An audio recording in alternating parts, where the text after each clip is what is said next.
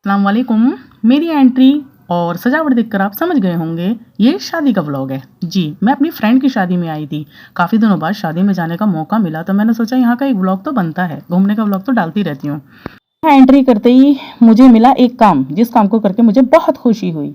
मैंने अपनी फ्रेंड को दुपट्टा उड़ाया और उसको दुपट्टा उड़ाते हुए मुझे बहुत खुशी हुई क्योंकि पहली बार मुझे ऐसा काम करने का मौका मिला था। यह है मेरी फ्रेंड, गली में रहती है और इसकी शादी में आज आना हुआ। आते ही मुझे मौका मिला इसका काम करने का। मैं इसको दुपट्टा उड़ाकर फ्री हुई थी कि इतने में नीचे से शायद लड़के वाले आ गए थे लड़की के लिए सामान लेकर।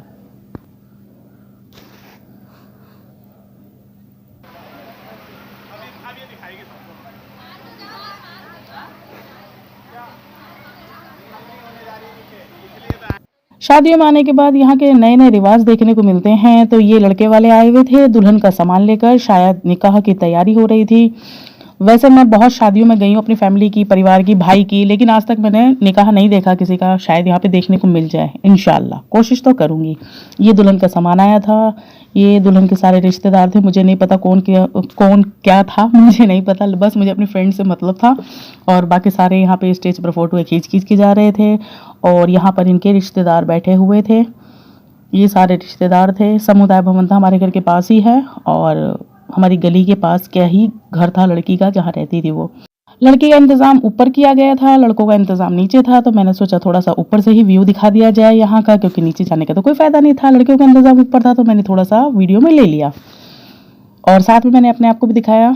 और मैं ऐसी ही गई थी और बुरखे में ही थी, तो मुझे साइड में ही रहना पड़ता है। मैं किसी की शादी में जाऊँ इसीलिए थोड़ा कम ही जाना पसंद करती हूँ शादियों में, लेकिन कोई खास शादी होती है तो जाना ही पड़ता है।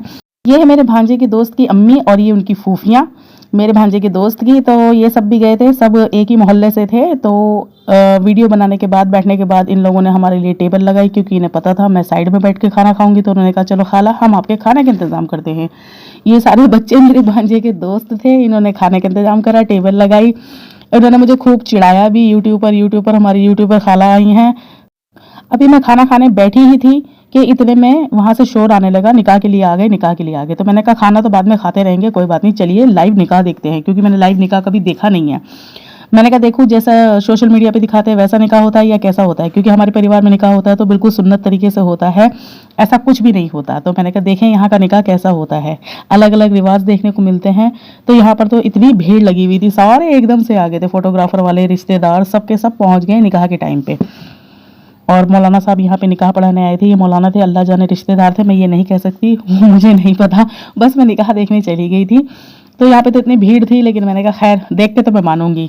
बाकी मैं साइड में खड़े होकर अपना व्लॉग भी बना रही थी और निकाह भी देख रही थी।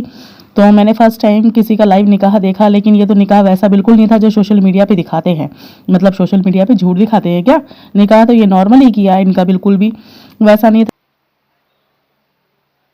खैर माशाल्लाह अल्हम्दुलिल्लाह निकाह तो मैंने देख लिया। और उसके बाद आई मेन चीज़, छुआरे की थैली। लेकिन लगता है लड़के वाले थोड़े कंजूस थे, छुआरे की थैली में 2 छुआरे और एक टॉफ़ी के अलावा कुछ नहीं निकला। छुआरे मुझे बिल्कुल पसंद नहीं है, लेकिन फिर भी मैंने व्लॉग बनाने के लिए एक छुआरे की थैली ले ली थी।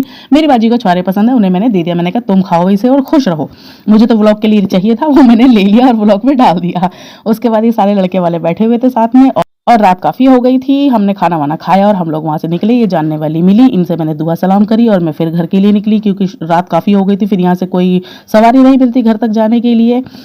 अल्हम्दुलिल्लाह, अल्लाह का शुक्र है हमें रिक्शा मिल गया। मेरा व्लॉग कैसा लगा, आप लोग मुझे बिल्कुल सपोर्ट नहीं करते, मेरे चैनल को सब्सक्राइब कीजिए, मुझे सपोर्ट कीजिए। अल्लाह हाफिज़।